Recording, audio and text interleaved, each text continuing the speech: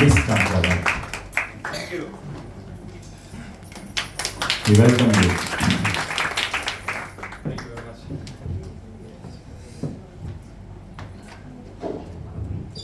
Let me give you a brief introduction. Let me give brief introduction to the congregation and you can take over.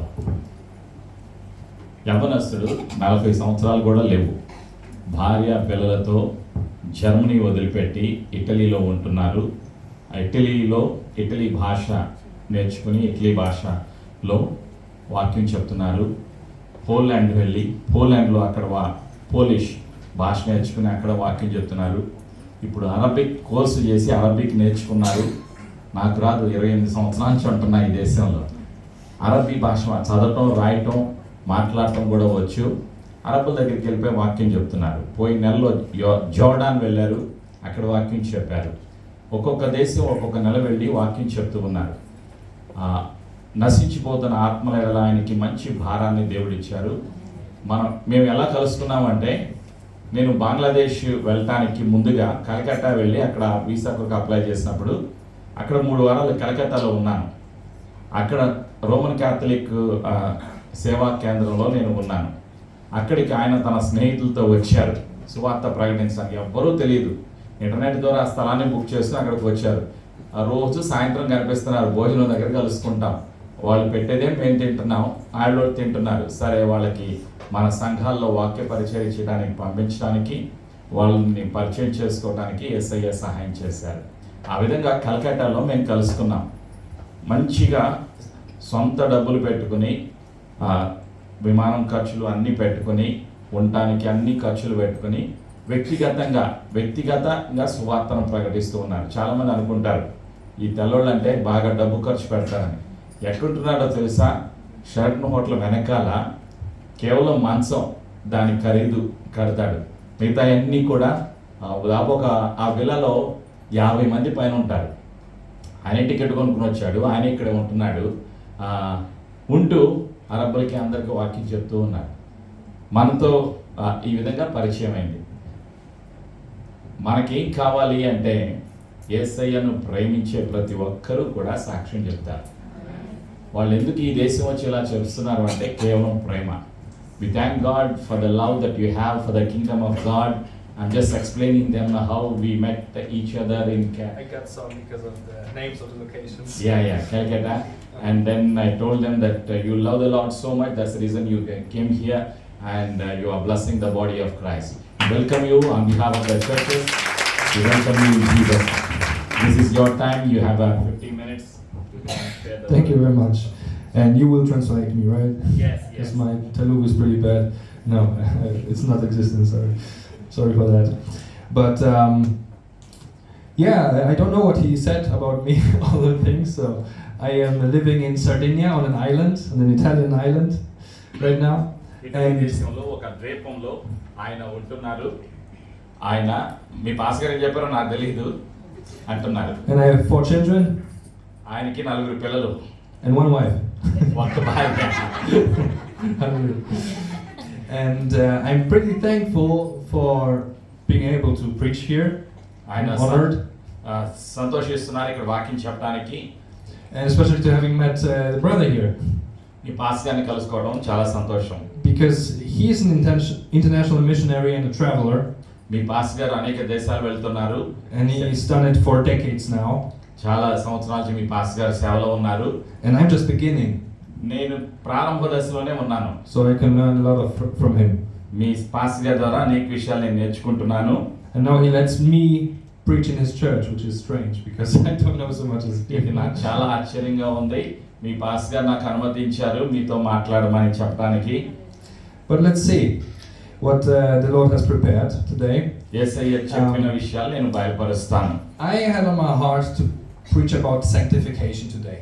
నేను పరిశుద్ధత గురించి మాట్లాడాలి అని ఆశపడుతున్నాను. Sanctification and repentance. పాప క్షమాపణ, పరిశుద్ధత. Because it is strange that in the body of Christ we can all walk and talk as if we are good Christians, but inside it could be completely different. మంచి క్రైస్తవులుగా లోకములో మనం కనిపించవచ్చు, కానీ లోపల ఉండవలసినటువంటి ప్రత్యేకమైనటువంటి రెండు, ఒకటి పరిశుద్ధత, రెండవది పాపక్షమాపణ. లోకములో మంచి క్రైస్తవులుగా మనం కనిపించవచ్చు. And there is one thing that Jesus hates. యేసు ప్రభు అన్నటువంటి మాటలు మనం జ్ఞాపకం చేసుకుందాం. Hypocrisy. ఆయన వేషధారణ గురించి యేసు ప్రభు చాలాసార్లు చెప్పారు. And I have to admit, I was a hypocrite. ఒకప్పుడు తను ఒక వేషధారణ కలిగి ఉన్నారు. You know, I was, when I got saved, I attended this Pentecostal church. ఆయన రక్షణ పొందిన తరువాత పెంతెకోస్తలు సంఘానికి వెళ్ళిన తరువాత Because I got healed and my sister got healed and things happened and so we got saved. రక్షణ పొందబోయే ముందు వారికి స్వస్థత కలిగింది, వాళ్ళ సహోదరికి స్వస్థత కలిగింది. ఆ స్వస్థతల ద్వారా వాళ్ళు రక్షణలోకి యేసయ్య నడిపించారు. And I was attending. ఆయన ఆ పెంతెకోస్తు ఆరాధనకు వెళ్తూ ఉన్నారు. And I was doing things like children's ministry and worship and different things. ఆ సంఘములో చిన్నపిల్లల చిల్డ్రన్ మినిస్ట్రీ చేస్తూ ఉన్నారు, ఆరాధన నడిపిస్తూ ఉన్నారు వారు వెళ్ళేటువంటి సంఘములో. But still there was sin in my life. అయితే కనిపించినటువంటి పాపము తన అంతరంగములో తన జీవితంలో ఉన్నది అని ఆయన చెప్తున్నారు. And you know, every Sunday I asked for forgiveness. ప్రతి ఆదివారం వచ్చి యేసయ్య దగ్గర క్షమాపణ అడుగుతూ ఉండేవాళ్ళు ఆయన. But Monday was the same game again. మళ్ళీ సోమవారం వెళ్ళిపోయి మళ్ళీ పాపంలో ఉండేవాళ్ళు. I didn't want to live like this. ఆ విధంగా జీవించడం ఆయనకి ఇష్టం లేదు. But I was not able to at that time. ఆ సమయంలో ఆ పరిస్థితి నుండి బయటికి రావడం మనకి కష్టం అయిపోయింది. And I would like to read to you something in Galatians 5, okay? గలతీయులకు రాసినటువంటి పత్రిక, Let's go to Galatians 5 verse 19. గలతీయులకు రాసినటువంటి పత్రిక 5:19లో ఉన్నటువంటి మాటను గుర్తు చేస్తున్నారు. గలతీయులకు రాసిన పత్రిక 5. So, I hope you have the same Bibles I do. Yes. I read from the ESV. I don't know what translation you use. But, so. గలతీయులకు రాసిన పత్రిక 5వ అధ్యాయం 19. Shall I read? Wait a second.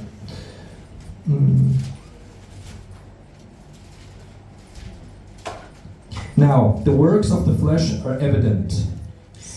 Sexual immorality, impurity, sensuality. Or before I read it, I want to tell you, it's a list, right? ఇక్కడ ఒక list ఉన్నది. చాలా విషయాలు, పాపానికి సంబంధించిన విషయాలు చాలా మనం చూస్తున్నాం ఇక్కడ. It's a sin list. It says like, if you do this, if you do this, if you do this. అనేక రకాలైనటువంటి పాపాల గురించి ఇక్కడ రాయబడి ఉంది. జారత్వము గురించి, అపవిత్రత గురించి, విగ్రహారాధన గురించి, అసూయ, అల్లరి, అనేక రకాలైన పాపాల గురించి ఇక్కడ రాయబడి ఉంది. ఒక లిస్టు మనకు ఉన్నది. So, and if you do those, you will not inherit the kingdom of heaven. ఈ పరిశుద్ధాత్మ తెలియజేస్తున్నటువంటి ఈ పాపాలు చేస్తే పరలోక రాజ్యములో మీరు ప్రవేశించరు అని బైబిల్లో రాయబడి ఉంది. And there are different lists in the New Testament. క్రొత్త నిబంధనలో అనేక భాగాలలో అనేక విషయాలు రాయబడి ఉన్నాయి. Some have like 15 sins in them. One has 3 sins. కొన్ని ప్రాంతాల్లో 15 పాపాలు, కొన్ని భాగాల్లో 3 పాపాలు, 5 పాపాలు అట్లా ఉన్నాయి. And so these are examples of sins.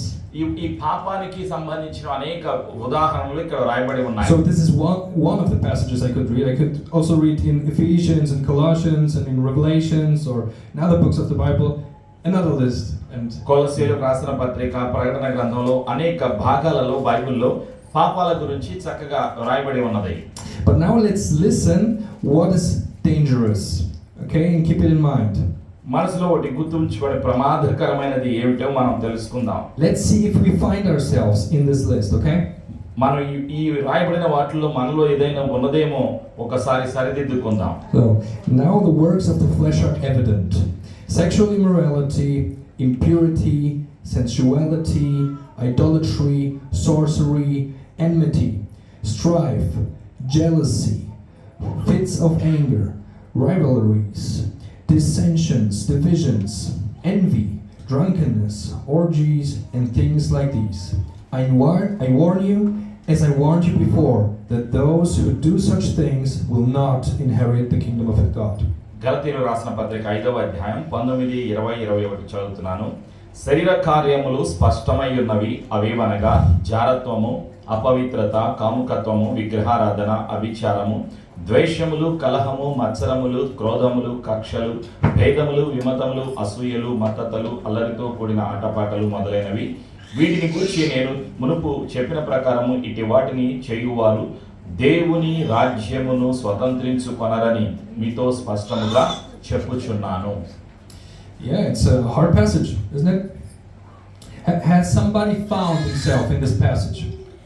ఎవరిలోనైనా ఇలాంటి పాపాలు ఉన్నట్లయితే You don't have to raise your hand or something. మీరు చేతులెత్తన అవసరం లేదు. But really, it should be alarming to us if we do find ourselves in this passage. ఒకవేళ మనం ఇలాంటి విషయాల్లో దేనిలోనైనా ఉన్నట్లయితే మనం దేవుని దగ్గర సర్దిద్దుకోవాలి. And all of those passages say something like they will not inherit the kingdom of heaven, or something along those lines every time. అనేక భాగాల్లో రాయబడిన పాపము చేసేటువంటి వ్యక్తి దేవుని యొక్క రాజ్యమును స్వతంత్రించుకొనరని తెలియచేస్తూ ఉన్నది. So this is not something you can explain easily away because it's everywhere. ఇది మనం వివరించదగినది కాదు. So, and what I found, I will just speak about my favorite sin back in the days, okay? తాను గతంలో నివసించిన సమయంలో ఎలాంటి పాపంలో ఉన్నారు, ఎలా బయటకు వచ్చారు, ఆ సత్యాన్ని చెబుతారు, ఆ విషయాలు చెప్తారు. I don't know which habits you have, but I can speak only about mine, just as an example. ఒక ఉదాహరణగా తన జీవిత పరిస్థితిని చెప్తారు. But what I found is that my sin of the days, it is in every one of those sin lists. తన జీవితంలో ఉన్నటువంటి పాపం ఒకవేళ మీ జీవితంలో కూడా గతంలో ఉన్నట్లయితే ఇది అవకాశం సరిదిద్దుకోవడానికి. Regardless if there are only 3 things mentioned in the list or 15, in every single one the thing appears. ఇక్కడ 3 విషయాల అనేక విషయాల అనేది కాదు, ఈ విషయాలను మనం గమనించవలసిన వారమై ఉన్నాం. What do you think? Which sin is it? ఏమిటి ఆ పాపము, ఏమిటి ఆ విషయాలు? It's sexual immorality. ఇది జారత్వము, అపవిత్రత, or also fornication, దాన్నే అదే అపవిత్రత, కాముకత్వము, which is in Greek porneia. ఆ కాముకత్వం అంటే గ్రీకు భాషలో పొర్నేయా. So, and if you look into whatever, that doesn't matter. If you now take this serious what Jesus said, ఇక్కడ రాయబడింది మనం గమనించినట్లయితే you have to repent, right? ఆ పాపము, ఆ ఆలోచన, క్రియ మనలో ఉన్నట్లయితే మనం దాన్ని క్షమాపణ అడగాలి. And Jesus was speaking deeper into this sin. ఆ యేసయ్య సెలవిస్తూ ఉన్నారు, లోతుగా యేసు ప్రభు ఆ సత్యాలను బయలుపరుస్తూ ఉన్నారు. I want to read to you Matthew 5, okay? మత్తయి సువార్త 5వ అధ్యాయాన్ని కూడా నేను చదివి వినిపిస్తాను. Matthew 5:27. మత్తయి సువార్త 5వ అధ్యాయం 27వ వచనం.